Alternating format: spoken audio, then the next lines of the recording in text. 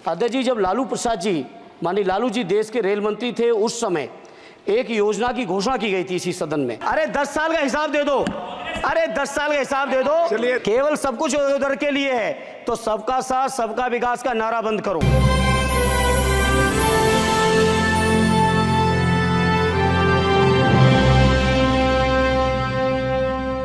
अध्यक्ष जी, बहुत सारे साथियों ने बड़ी जिम्मेदारी की बात कही, जनरल बोगी बढ़ाने से लेके सफाई से लेके उन सभी चीज़ों के साथ अपने को जोड़ते हुए, क्योंकि अध्यक्ष जी मैं आजमगढ़ संसदीय क्षेत्र से निर्वाचित होकर आया हूं।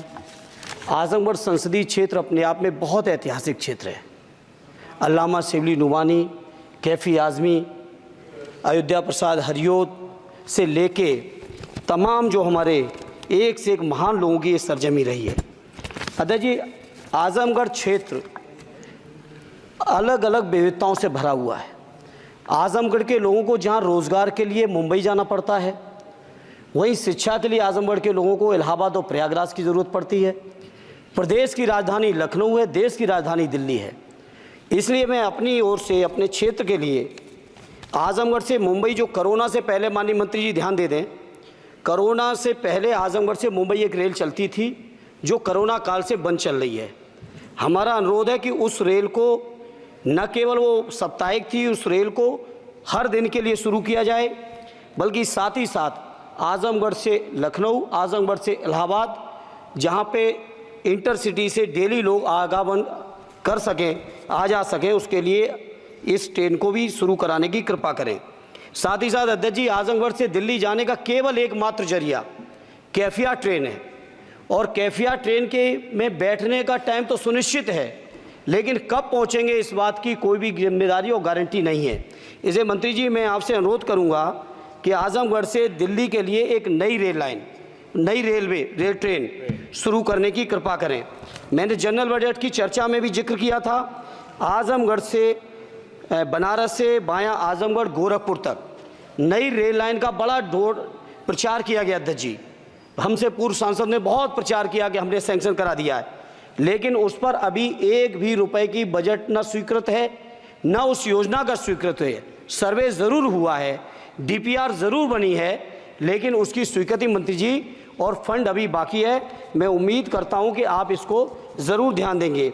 साथ ही साथ अध्यक्ष जी, आजमगढ़ में जहानागंज से सठियाओं के बीच रेलवे ओवरब्रिज न होने की वजह से घंटों जाम लगता है। इसी तरह से दो जगह और हैं, कुटवा मझगवां, बालीपुर से रानी की सराय, डुगवा कोटवा रेलवे पर अंडरपास की बहुत ज़रूरत है। अध्यक्ष जी, एक मिनट और लेंगे। मैं बड़ा सौभाग्यशाली हूँ अध्यक्ष जी कि उत्तर प्रदेश की 3 विभिन्न लोकसभाओं का मैंने प्रतिनिधित्व करने का मुझे मौका मिला, और वो तीनों ही क्षेत्र सदैव नेताजी की कर्मभूमि रहे, स्वर्गीय शरद यादव जी की कर्मभूमि रहे, माननीय अखिलेश यादव जी की कर्मभूमि रहे। इन तीनों ही क्षेत्रों की अलग अलग मांगें हैं, इसके लिए मैं आपसे थोड़ा सा अनुरोध करूँगा। अध्यक्ष जी, जब लालू प्रसाद जी, माननीय लालू जी देश के रेल मंत्री थे, उस समय एक योजना की घोषणा की गई थी इसी सदन में।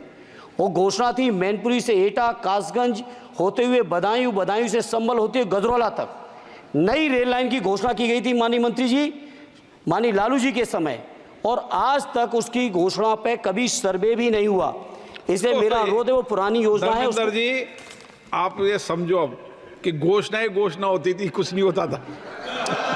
नहीं, उसके बाद 10 साल से तो आप भी हैं, 10 साल से ये भी हैं अध्यक्ष जी, ऐसा नहीं है 10 साल से ये भी बैठे हैं।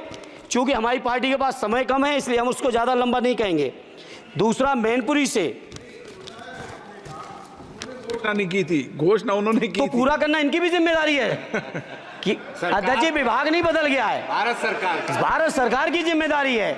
आज जो ये मंत्री जी घोषणा करेंगे, अगले मंत्री की जिम्मेदारी बनेगी, अगले मंत्री की जिम्मेदारी बनेगी।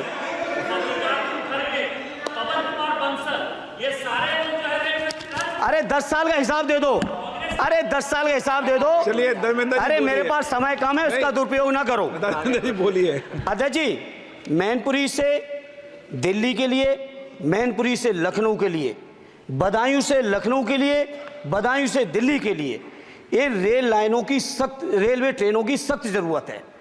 माननीय मंत्री जी, 5वें नंबर की आपकी इकोनॉमी आ गई, आपके पूर्व जो हमारे सदस्य हैं निशिकांत जी, आपके हिसाब से तो सब कुछ बदल गया रेल में। अरे कुछ तो दे दो कि केवल उधर के लिए सब कुछ है। बिल्कुल सही, केवल सब कुछ उधर के लिए है तो सबका साथ सबका विकास का नारा बंद करो।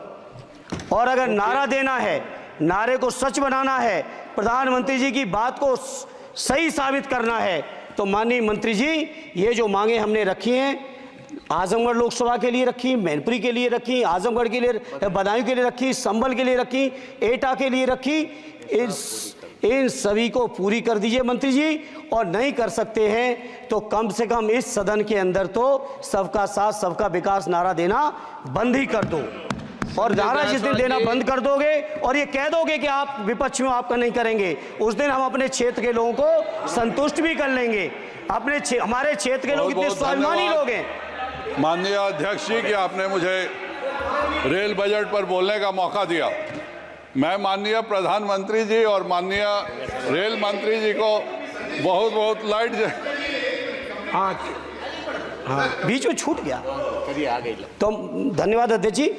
मैं कहता हूं कि जो मांगे की हैं तीनों ही क्षेत्रों की, उत्तर प्रदेश की जनता की, उसको माननीय मंत्री जी पार्टी से ऊपर उठकर सबके साथ और विकास के लिए पूरा कर दें। आपकी बहुत बहुत मेहरबानी होगी, नहीं तो ये नारा बंद करो। बहुत बहुत धन्यवाद। ऐसी ही बड़ी खबरों को देखने के लिए जुड़े रहिए हमारे साथ न्यूज़ टाइम।